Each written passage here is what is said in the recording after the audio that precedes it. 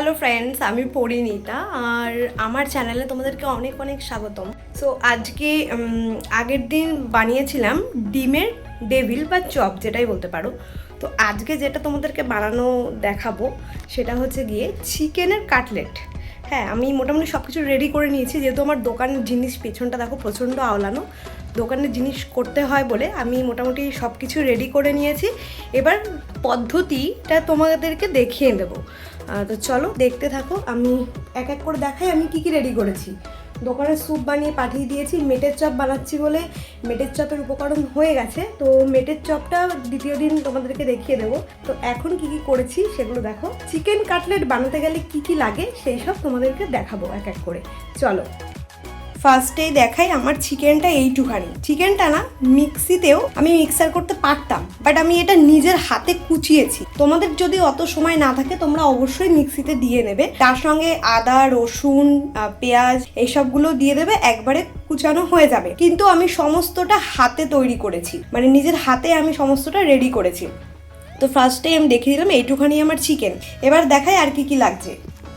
এই যে একটা এই গোটা বড় সাইজের আলু নিয়েছি, এটা অনেকটাই বড়, কারণ চিকেন অনুযায়ী আলুটা ঠিক আছে। আলুটা কিন্তু সিদ্ধ আলু না, কাঁচা আলু আমি ছুলে রেখেছি। এই গ্রেটটাতে আমি গ্রেট করব। তো আর কি কি লাগবে চলো দেখাই। এই যে এখানে আমি পেঁয়াজ, ধনে পাতা আর এই যে একসঙ্গে আদা রসুন কোচানো আমি 3টে কুচিয়ে নিয়েছি। এবার আমার বাকি আছে একটু লঙ্কা কুচিয়ে দেবো। আর কি কি মশলা লাগবে একের পর এক সমস্তটা তোমাদেরকে আমি দেখাচ্ছি, চলো। আমি এই গ্রেটনারটা দিয়ে আলুটা আগে গ্রেট করে নিই, তারপরে তোমাদেরকে এক এক করে সব ভিডিওটা দেখিয়ে দিচ্ছি, চলো। এই যে দেখো, যতটা বড় আলু নিয়েছিলাম ততটা আমার চিকেনের সঙ্গে লাগবে না বলে আমি অর্ধেক আলু কিন্তু রেখে দিয়েছি, অর্ধেক আলু কুচিয়েছি। আর যে লঙ্কা কুচানোটা বাকি ছিল সেটা এর মধ্যে কুচিয়ে নিয়েছি, কারণ এখানেই তো আমি মিক্সারটা তৈরি করব, ওই কারণে। এরপর চলো একের পর এক সব পদ্ধতিগুলো আমি দিয়ে দিই। ফার্স্টে দিয়ে দিচ্ছি চিকেনটা দিয়ে দিলাম। এবার এক এক করে সব মশলাগুলো দিয়ে দিই। দেখো, আমি পেঁয়াজ কুচানোটা, ধনে পাতা কুচানো এবং আদা রসুন কোচানোটা একবারে ঢেলে দিয়েছি। এরপরে বাকি যে মশলাগুলো লাগবে সমস্তটা দেখাচ্ছি। এবার আমি অল্প করে একটু লেবুর রস দিয়ে দেবো।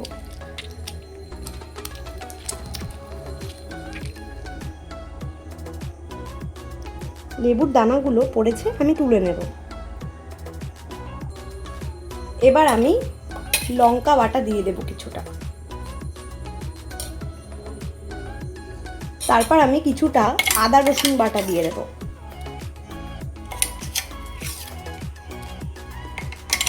অনেক রকমভাবেই চিকেন কাটলেট করা যায়, আর এক রকম পদ্ধতি তোমাদের অন্য দিনকে দেখাবো, আজকে এই পদ্ধতিটাই দেখাচ্ছি।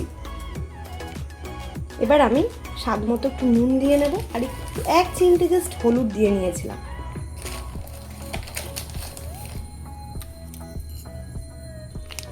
আমি একটু কামিন পাউডার দিয়ে নেব।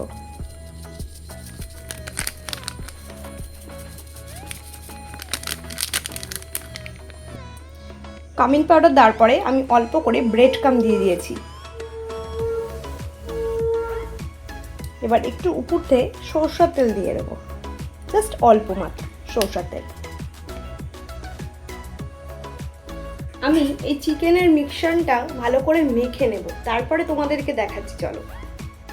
বন্ধুরা, আমি একটুখানি লঙ্কার গুঁড়ো আর ডার্ক সয়া সস দিয়ে নিয়েছি।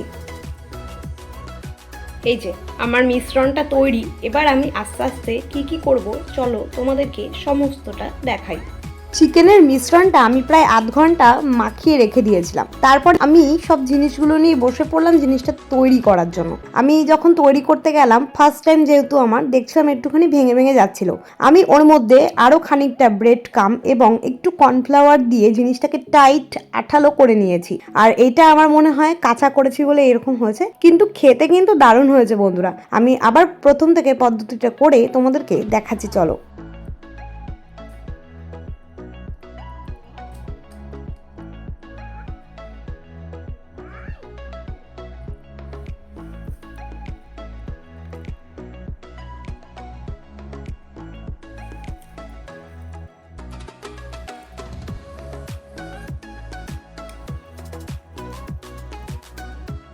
আমি কিন্তু এটাকে একটু আঠালো আঠালো করে মেখে নিয়েছি। আর এর মধ্যে তোমার ব্রেড ক্রাম্ব দিয়ে দিয়েছি আর একটুখানি সামান্য কর্নফ্লাওয়ার দিয়ে আঠালো করে মেখে নিয়েছি। যেহেতু এটা কাঁচা আলু, সিদ্ধ আলুর হলে কিন্তু আঠালো মাখতে হতো না। আর এই যে এইভাবে আমি তৈরি করে নিয়েছি। এই আমার ব্যাটার, ডিমের ব্যাটার, ডিম, কর্নফ্লাওয়ার আর কিছু মশলা দিয়ে ব্যাটারটা তৈরি। সেইটার সঙ্গে গুলিয়ে আমি কিন্তু এইভাবে ব্রেড ক্রাম্ব আর বিস্কুটের গুঁড়ো দিয়ে সুন্দরভাবে কাটলেটগুলো তৈরি করে নিয়েছি। এইভাবে এখানে কিন্তু আমার অনেকগুলো কাটলেট হবে এখনও। তো এই কটা আমি তোমাদেরকে এখন দেখাচ্ছি। যেহেতু আমার দোকানের জন্য এগুলো তৈরি, তাই জন্য আমি সমস্তটা একসঙ্গে তোমাদেরকে দেখাতে পারছি না। তোমরা এইভাবেই দেখো। এগুলো এখন আমি ফ্রিজে ঢোকাবো একটু টাইট হওয়ার জন্য। আর এখানে এটা আমার মেথির চপ তৈরি হয়েছে, এটা আমার ডিমের চপ তৈরি হয়েছে। আরও কিছু দোকানে চলে গেছে। মেথির চপের রেসিপি আমি পরের দিনকে আনবো। বন্ধুরা, আমার মতো করে কিন্তু তোমরা এই কাটলেটটা বাড়িতে বানিয়ে ফেলতেই পারো বিকেলের টিফিনের জন্য। দারুণ খেতে হয়েছে, বিশ্বাস করো। আমার মা তো খেয়ে বলছে এত সুন্দর, মানে আজকে আমার দোকানে যদি কেউ খায়, কালকে অবশ্যই সে আর একটা নিতে আসবে আমার দোকানে। সো বন্ধুরা, আমার ভিডিওটা তোমাদের কেমন লাগলো তা কিন্তু অবশ্যই কমেন্ট করে জানাতে ভুলবে না। আর সবসময় তো মধ্যবিত্ত পরিবারে অত ঘুরতে যাওয়া হয় না, তাই ঘুরতে যাওয়ার সঙ্গে সঙ্গে এখন থেকে আমি কি না কি করি ঘরে খুঁটিনাটি সমস্ত ভিডিওটাই তোমাদেরকে দেখাবো।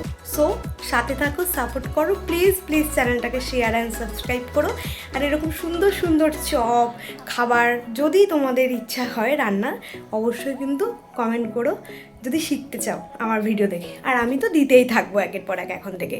তো চলো, নেক্সট দিন ভিডিও আসছে মেটের চপের। Bye bye.